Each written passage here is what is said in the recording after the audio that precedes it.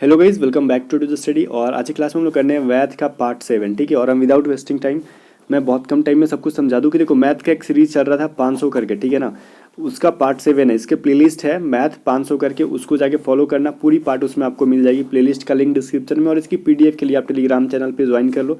इनके Telegram channel का link काम नहीं करता है डिस्क्रिप्शन का, तो आप directly @A to Z study लिख के अपना जो लिखा हुआ है A to Z स्टडी लिख के सर्च कर लेना। A to Z ऑफिशियल के नाम से मिल जाएगा आपको आपका चैनल, ठीक है। वहाँ पे फ्री ऑफ कॉस्ट पीडीएफ मिलेगी।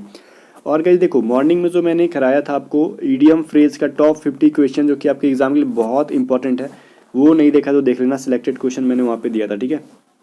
चलो, और गाइस देखो फर्स्ट क्वेश्चन क्या है यहाँ पे, साइन 30। और हाँ, रीजनिंग के लिए भी मैंने जो सीरीज चला रहा है 1 से 10 तक, उस और मैथ का जो चल रहा है ना अभी तक जितना मैंने कराया, ऑल इन वन का पीडीएफ जो है गाइस आपको आज नाइट में मैं बोलूँ, इवनिंग में बोलूँ 8 बजे आपको टेलीग्राम चैनल पे मिल जाएगा दोनों का ऑल इन वन, ठीक है। जितना अभी तक किया गया है क्वेश्चन सबका एक ही पीडीएफ में, ओके। तो 8 से 9 बजे के बीच में आप टेलीग्राम पे एक्टिव रहना। फर्स्ट क्वेश्चन देखो क्या है। आप लोग बोल रहे थे ट्रिगो का क्वेश्चन ला नहीं रहे हो, ठीक है, तो लो मैं ले आया। और हाय हाय मत करना कि समझ में नहीं आ रहा, ठीक है। जिसको भी समझ में ना आया आज के ट्रिगो क्वेश्चन, ये मत बोलना कि मुझे समझ नहीं आया। आपको सिंपली टेलीग्राम नहीं, यूट्यूब के प्लेलिस्ट में जाना है A to Z स्टडी के चैनल पे, ठीक है। अपने चैनल पे जाओ, प्लेलिस्ट देखो, और उस प्लेलिस्ट में जो है ना मैथ 2020 करके जो एक प्लेलिस्ट है, उसमें से मैंने मैथ के सारे चैप्टर पढ़ा दिए हैं, बेसिक कंसेप्ट से लेके उसका शॉर्टकट भी, ठीक है।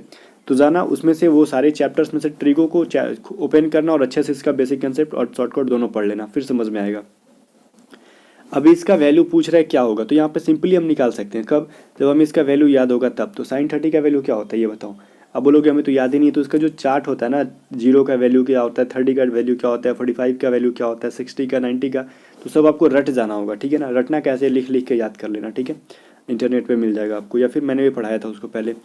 अब साइन 30 का वैल्यू क्या होता है नहीं पता है तो मैं बताता हूँ, 1/2 होता है। अब कॉसेक 45 का वैल्यू होता है √2 होता है। अब इसको सॉल्व कर दो, कुछ नहीं करना है, यहाँ पे बटा में 1 होता है ही ऑलरेडी, तो इसका एलसीएम 2 हो जाएगा, ठीक है। और ये 1 माइनस √2 यही होगा ना, 2√2 हो जाएगा। बिकॉज देखो क्यों, इससे हम जब डिवाइड करेंगे तो इसका वैल्यू 2 आ जाएगा, जब हम 2 से √2 को मल्टीप्लाई करेंगे तो 2√2 आ जाएगा, ठीक है। अब ये देखो ऑप्शन, ये वाला जो है किस में, ऑप्शन नंबर डी में हमारा आंसर ऑलरेडी है 1 माइनस 2√2 बाई में 2, ठीक है। 1 माइनस 2√2 बटा में 2, ये जो है ऑप्शन नंबर डी में है। सिंपल सा था, बशर्ते कि आपको इन सभी का वैल्यू याद करना होगा। और हाँ, आपके सिलेबस में भी दे रखा है, ऑफिशियल सिलेबस में airmanselection.cdec.in में जो साइट है उस पर, कि आपको ट्रिगोनोमेट्री हो, हाइट एंड डिस्टेंस हो, मेंसुरेशन हो, जो भी हो, उनका बेसिक सा क्वेश्चन पूछेगा, बिल्कुल भी टफ नहीं, ठीक है। तो बेसिक कंसेप्ट का मतलब ही हुआ बेसिक्स, आप जो फार्मूले हैं डायरेक्ट फार्मूला भी उठा के पूछ सकता है, या फिर आपके जो वैल्यू पे ऐसे ऐसे वैल्यू का पूछ देगा, वैल्यू निकालो इनका क्या होगा, तो यही सब चीज़ करना होगा, ठीक है। वैसे ही सेक 45 प्लस tan 30 का वैल्यू क्या होगा, तो बोलोगे हमें कुछ नहीं याद है, तो सेक 45 का वैल्यू होता है √2। क्या होता है, क्या होता है भाई, √2 होता है, ठीक है। अभी प्लस है tan 30 का वैल्यू क्या होता है, √3। और देखो tan 30 का वैल्यू हुआ 1/√3, tan 60 का पूछता तो डायरेक्ट √3 कर देते, ठीक है। चलो एक चीज़ याद आया आपको यहाँ पे। अब इसको सॉल्व करो तो इसके बटा में भी एक होता है, तो हम इसका एलसीएम लेंगे √3। अब ये क्या होगा, √3 इंटू √2 करोगे तो क्या होगा, √6 हो जाता है। अब ये क्या हो जाएगा 1, √6 प्लस 1/√3 किस में है, ऑप्शन नंबर 1 में है, ठीक है, ऑप्शन नंबर ए में है। तो ये सॉल्व कैसे कैसे कर पाओगे, जब आपको इन सभी का वैल्यू पता होगा। सेक थीटा बराबर क्या होता है, 5/3। ये होता नहीं है, यहाँ पे दिया हुआ है, ठीक है। सेक थीटा बराबर 5/3। तो कॉसेक थीटा का वैल्यू निकालो। अब इसको कैसे निकालेंगे, एक ट्रायंगल बनाएंगे और ट्रायंगल पिन का वैल्यू पुट करेंगे। ट्रायंगल में क्या होता है भाई, सेक थीटा बराबर क्या होता है ये बताओ। तो इसका मतलब होता है कर्ण बटा में आधार। तो कर्ण क्या होता है, ये हाइपोटेन्यूज, और आधार क्या होता है, ये बेस, तो h/b होता है। तो ये क्या हो गया 5, और ये हमारा नीचे वाला हो गया 3, ठीक है ना। मैं इसको ज़रा ऊपर लिख दूँ, ठीक है, आपको समझ में नहीं आ रहा होगा। 5/3 h/b, और यहाँ पे हम ट्रायंगल बनाएंगे, तो इसका वैल्यू 5 दे रखा है और इसका 3 दे रखा है, ठीक है। तो ये हमें परपेंडिकुलर मतलब लंब निकालना है, तो क्या होता है √h² माइनस b²। तो 5 का स्क्वायर क्या होगा 25, 3 का स्क्वायर क्या होगा 9, तो इसका वैल्यू क्या आ जाएगा गाइस 16। रूट में से जब 16 जाएगा तो क्या आएगा 4, तो इसका वैल्यू क्या हो गया 4। तो अभी कॉसेक थीटा बराबर क्या होता है ये बताओ, ये बताओ।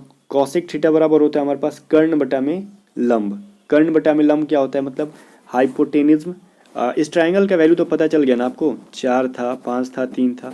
अभी कॉसेक थीटा बराबर होता है, मैं यहाँ पे लिख ही देता हूँ, अदरवाइज आप कंफ्यूज हो गए, h/परपेंडिकुलर p, ठीक है। तो एच का मतलब क्या हुआ, हाइपोटेनिज्म बाई पी, तो 5/4।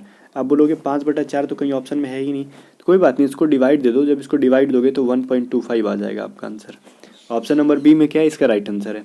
ठीक है, तो ऐसे ही आपसे ये सारे बेसिक क्वेश्चन है, ठीक है ना, ये आप मत समझना कि बहुत डिफिकल्ट है, इससे भी ईजी क्वेश्चन कुछ नहीं होता है ट्रिगोनोमेट्री में। ये 10th क्लास का जो आपने पढ़ के आया था ना, सबसे बेसिक क्लियर करके आया था अपने 10th क्लास में, वही सारे क्वेश्चन हैं। अभी मेंसुरेशन का एक क्वेश्चन है, एक आयताकार कमरे की भुजाएं 2:3:4 के अनुपात में हैं, तो उसका कुल पृष्ठीय क्षेत्रफल 208 सेंटीमीटर स्क्वायर है, तो उस कमरे का आयतन कितना होगा, मतलब sides of a rectangular room are in 2:3:4, ठीक है ना, and it's total surface area is 208 centimetre square, then what is the volume of that room. Guys देखो, जब वॉल्यूम दे दिया ना तो ये अब आयताकार नहीं रह जाएगा, ठीक है, क्यों, जब वॉल्यूम आयत का तो कभी रेक्टेंगुलर का निकालते ही नहीं है, तो अब ये क्या बन जाएगा भाई, ये बन जाएगा घनाभ बन जाएगा, ठीक है ना, वॉल्यूम दे दिया तो घनाभ बन जाएगा, ठीक है। तो अब क्योंकि जब ये आयत रहता तो लंबाई इंटू चौड़ाई रहता, ठीक है, इसमें इसकी हाइट तो आती नहीं, बट ये जो है बस बोल रहा है कि उसका शेप जो है आयताकार है, बट जब कमरा तो आयताकार होता नहीं है, ठीक है, क्योंकि वो 2D में नहीं होता है, वो एक रूम जो होता है 3D में होता है, ठीक है ना। तो उसके लिए आपको लंबाई चौड़ाई और ऊंचाई तीनों का वैल्यू दे रखा है, ठीक है।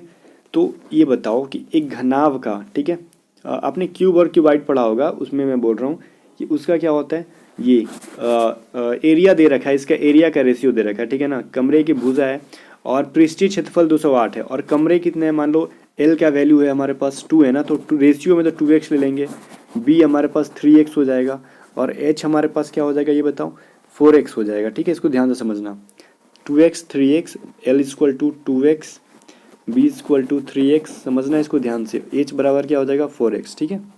लंबाई चौड़ाई और ऊंचाई का वैल्यू मिल गया, ठीक है।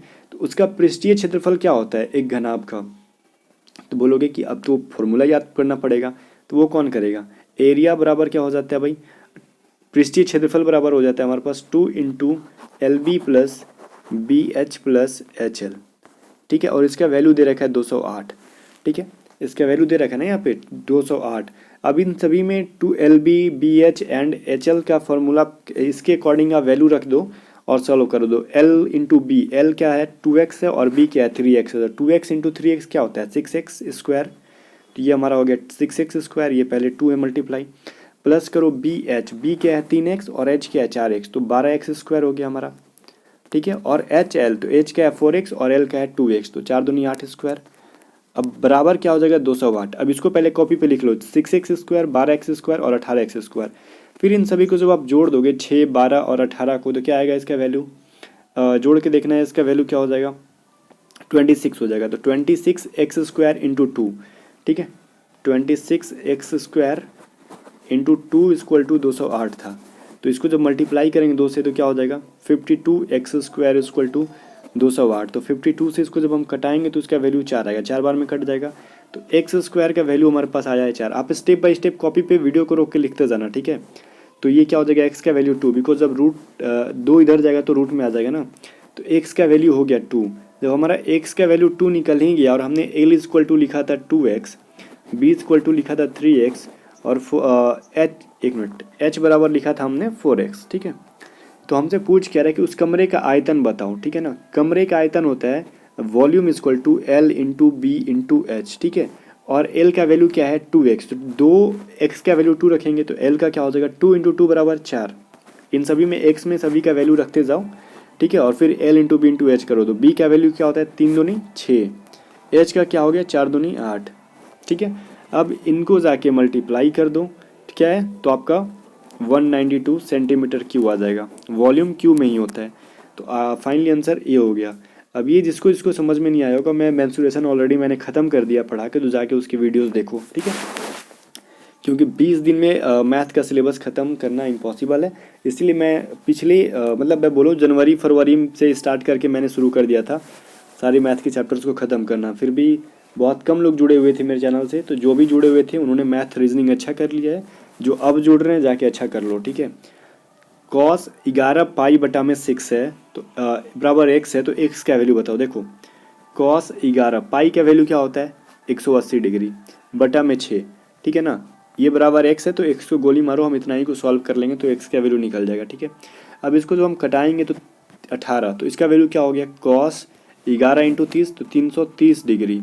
इसका cos देखो cos 330 का हमें निकाल लेंगे तो हमें x का वैल्यू पता चल जाएगा, ठीक है। तो cos जो है 330 का वैल्यू, एक मिनट बराबर नहीं लिखेंगे, cos 330 का वैल्यू कैसे निकालेंगे। अब देखो cos 330 किसके नज़दीक है, तो जब एक ग्राफ बनाते हैं तो 0 डिग्री यहाँ पे होता है, यहाँ पे 90 डिग्री होता है, ठीक है ना। ये 90 डिग्री पे है, ये 180 पे है, ये 270 पे और इसमें 360 आता है।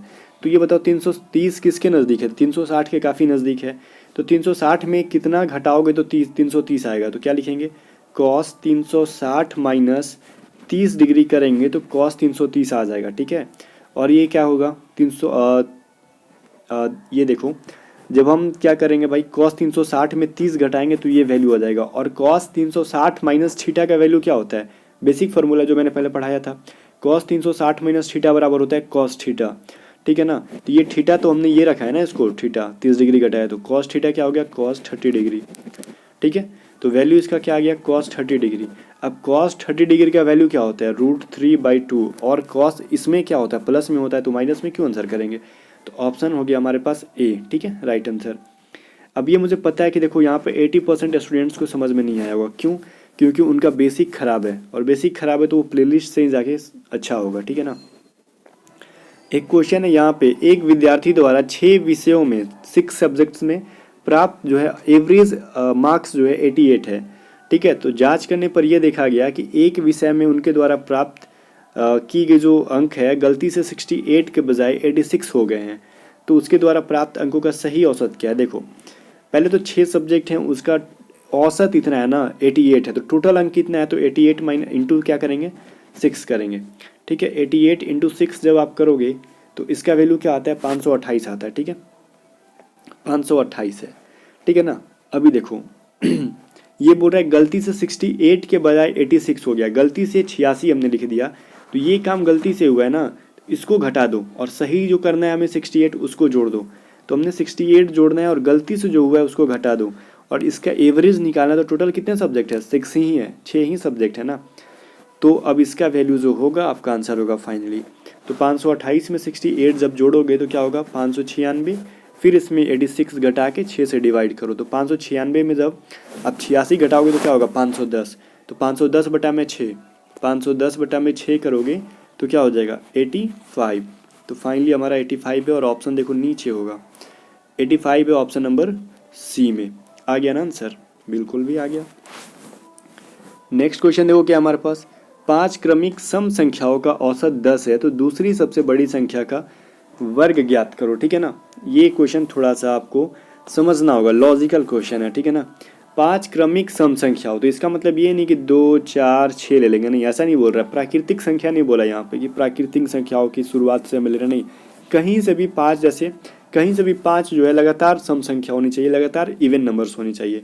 तो मान लेते हैं हम पहला जो है x है तो दूसरा क्या हो जाएगा x+2, क्यों, पहला मान लो 2 है मान लेते हैं, तो अगला इवन क्या होगा 4 होगा। कैसे पता चला, 2 में हमने 2 जोड़ा तभी तो अगला इवन निकला ना। वैसे ही हम लोग x में जब 2 जोड़ेंगे तो अगला इवन आएगा, तो मतलब फिर x में अगला इवन नंबर क्या जोड़ेंगे 4 जोड़ेंगे। हमें 5 तक ले जाना है ऐसे, तो x में 6 जोड़ो और x में 8 जोड़ो, ठीक है। तो ये 5 हमें लगातार इवन संख्या मिल गया, ठीक है, सम संख्या मिल गया 3 2 5। अब इसका औसत जो है 10 है, मतलब इन सभी को जोड़ के 5 से डिवाइड करने पे वैल्यू 10 आता है। तो बताओ सबसे बड़ी संख्या जो दूसरी सबसे बड़ी संख्या है, तो दूसरी सबसे बड़ी संख्या कौन होगी, पहली x+8 है, दूसरी कौन है x+6 है। इसका जो वैल्यू आएगा x+6 का उसका स्क्वायर करना है। तो ठीक है, पहले हम इसका x का वैल्यू निकाल लेते हैं। तो x का वैल्यू क्या निकालेंगे, हम इन सभी को जोड़ेंगे, ठीक है, इन सभी को जोड़ेंगे तो क्या आएगा 5x, क्योंकि इसमें 5 बार x का जिक्र किया गया है, ठीक है, प्लस 2 4 6 8 को जोड़ोगे आप तो क्या इसका वैल्यू आएगा बताओ, जोड़ के देखो 20, और टोटल संख्या कितनी है 5, और इसका वैल्यू दे रखा है एवरेज 10 दिया है इस इक्वेशन में ही, ठीक है। तो अब देखो जब इस साइड 5 को भेजोगे तो क्या होगा, ये 50 हो जाएगा। बात समझ में आया ना, तो ये क्या हो जाएगा 50 हो जाएगा। हम लोग यहीं पे लिख लेते हैं 50। अब ये 20 को जब इधर भेजेंगे हम लोग 20 को हटा देते तो माइनस में आगे क्या बन जाएगा, ये 30 बन जाएगा, ठीक है। तो x का वैल्यू क्या हो गया, 5 को कटा दो 30 बार में तो 6 बार में कटेगा, तो x का वैल्यू क्या हमारे पास आ गया 30 आ गया, ठीक, सॉरी 6 आ गया। है ना। तो अभी क्या बोल रहा है कि आपको 30 तो चलो आ गया, ठीक है ना, एक्स का वैल्यू क्या आ गया हमें 6 तो मिल गया, 30 नहीं 6 मिल गया।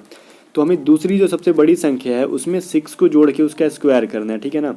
तो यहाँ पे अभी देखो क्या करेंगे हम, दूसरी सबसे बड़ी संख्या x प्लस 6 है, तो 6 प्लस 6 करोगे करोगे ना, तो क्या होगा 12। तो 12 का स्क्वायर जब आप करोगे तो क्या आ जाएगा इसका वैल्यू 144। तो 144 किस में है, ऑप्शन नंबर ए में है। बिल्कुल भी बेसिक सा क्वेश्चन था और कुछ भी नहीं था।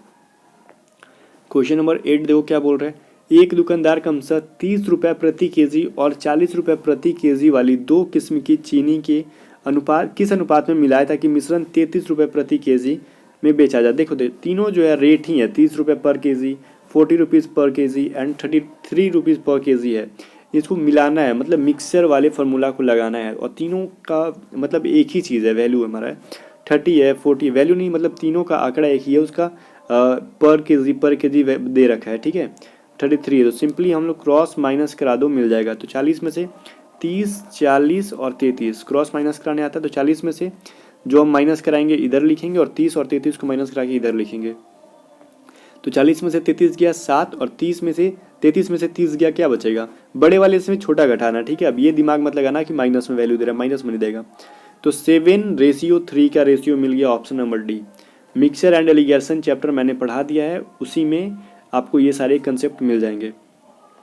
किसी संख्या से 12% की कटौती करने के उपरांत तथा बची हुई संख्या से 25% की कटौती करने पर 2508 बच जाता है, तो प्रारंभिक संख्या क्या है।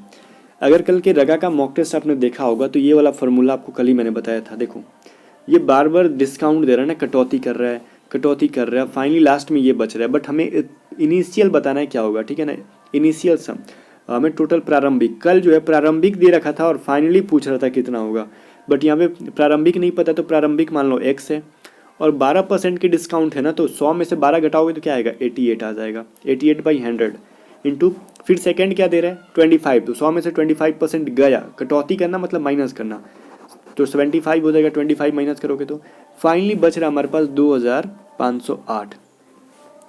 अब करना क्या है कि इसको सॉल्व करना है, ठीक है। इसको सॉल्व कर लो, 25 दिया 75, 25 छक्के 100, ठीक है।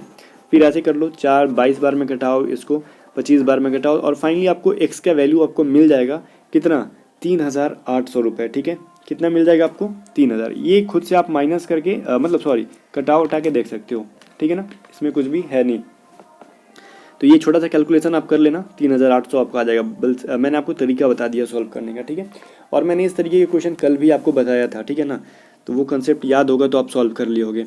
यदि टैंक में 1/2 हिस्से में 120 लीटर पानी आता है तो बताओ टैंक के 1/3 हिस्से में कितना पानी आएगा। अब इसके लिए कॉपी पेन उठाने की ज़रूरत है नहीं, आप चाहते तो खुद से भी कर लेते बिना कैलकुलेशन किए। क्यों, देखो 1/2 हिस्सा मतलब आधा टैंक में 120 लीटर है, तो पूरा में कितना होगा 12 दूनी 24, तो 240 लीटर। आधा में जब 120 है तो पूरा में 240 होगा, तो 1/3 मतलब 3 से डिवाइड कर दो तो 80 लीटर बचेगा फाइनली। यही तो था, कुछ था इसमें क्या, कुछ भी नहीं था। सो गाइस आई होप आपको सारे क्वेश्चन समझ में आए होंगे।